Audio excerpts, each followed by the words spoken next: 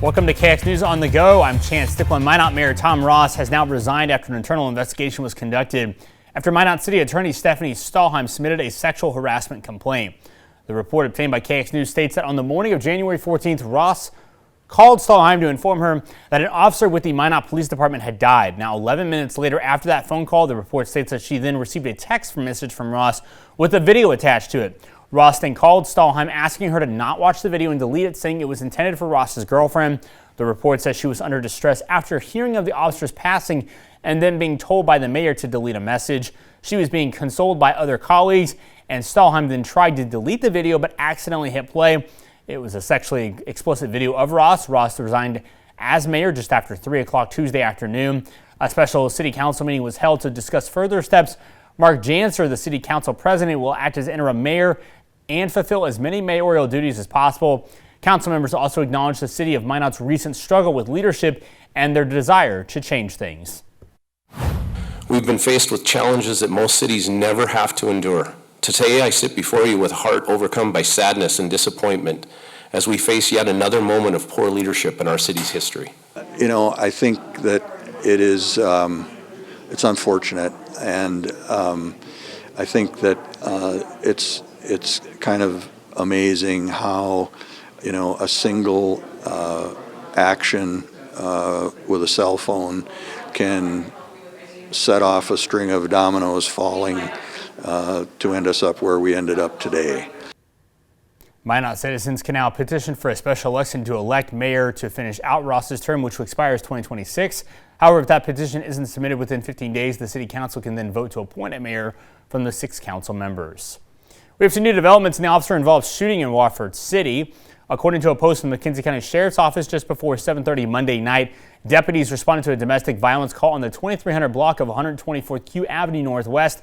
Multiple deputies arrived on the scene where a 65-year-old male suspect was going on the front lawn along with a female. Verbal commands did not work as deputies got closer and the man continued to advance on them. One of the deputies deployed his taser, however, that also proved to be ineffective in controlling the suspect. That deputy fell to the ground, at which point the man lunged for them, saying several times he was armed with a gun. The suspect managed to get to his feet and advance at the surrounding deputies. He was ordered repeatedly to, quote, get back. However, he failed to comply, and one deputy fired their weapon.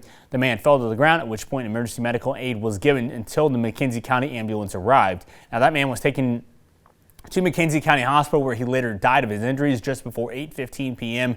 The incident is under investigation by the North Dakota Bureau of Criminal Investigation.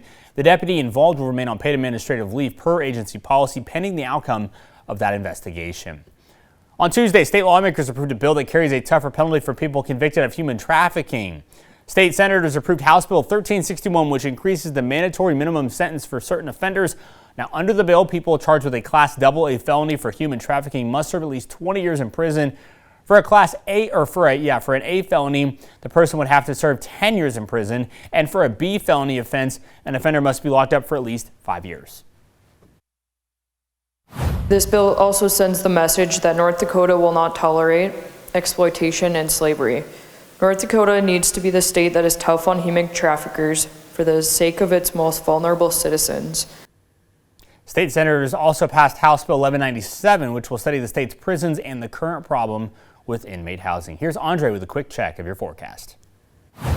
Well, thank you so much, Chance. And we are continuing to see the snowfall pick up really good here in the capital city with temperatures at 31 degrees and the visibility is at 3 miles here. But let's head over into Garrison. We're really starting to see that snowfall come on down and temperatures are at 30 degrees and the visibility here are at 2 miles. And let's head over into the Lake Metagoshi where we are also seeing that snow coming on down as well. In our current temperatures are at 30 degrees here with a visibility of 1 mile.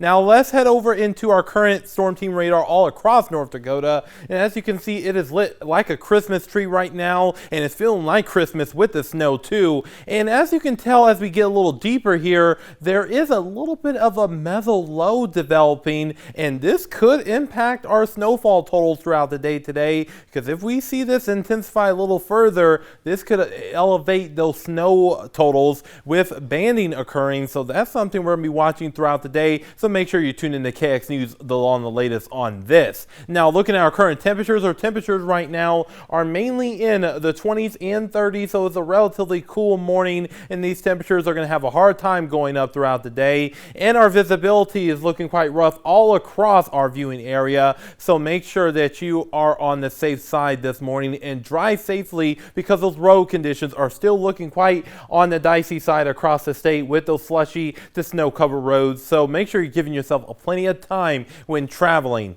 Now, we still have these winter weather advisories in effect for our south central counties and a winter storm warning in effect for those eastern counties through 7 o'clock this evening, and this is where we could still expect some accumulating snowfall. Now, looking at the timeline, we are at 10 o'clock here, and we are still seeing that snowfall pivot into the viewing area, and that's going to continue into our 7 o'clock hour for your Wednesday. So it's going to be quite a snowy scene around here. But once we get into the overnight hours, into our Thursday morning, into 2 o'clock on Thursday, that's where we will start seeing things calm down, and we will see a little bit less cloud cover for our Thursday. Now, we're going to be expecting around an additional 1 to 2 to 1 and 3 inches for our south and central and north and eastern areas, but 2 to 4 inches are quite possible for the southeastern areas. Now, we're going to be watching this system next, and that is going to continue to move its way towards the south and east as we get into the overnight hours on Thursday into our Friday, and this could provide us with additional snowfall. So this is something we're going to be watching very closely too. Around 1 to 2 inches seems to be the possibility with this system, but again, we will continue to keep you posted. Now, our highs for today will mainly be in the 30s, which means that our spring meter will be at a level 1. Once we get into tonight, temperatures will drop on down into the 20s and maybe a few 30s here or there. And as we enter into the day on Thursday, we'll see those temperatures increase into the 30s and 40s. So it's going to be a rather warmer day than what we've been seeing over the past few days. Now, once we get into Williston, we will see conditions improve by the time we get into the weekend, with temperatures climbing up into the 50s as we head into the weekend. So that's going to be a really nice time. So we got to get through this cold air first, and then we'll see the reward coming up. Now, once we get into Dickinson, about a carbon copy here, with those conditions improving by the time we get into the weekend. Now, for Minot, we will see those temperatures overall increase over the next several days, with temperatures near the low 60s as we head into our Tuesday of next week. And that same thing goes for Bismarck as well. So chance we got a little bit more snow to contend with around here.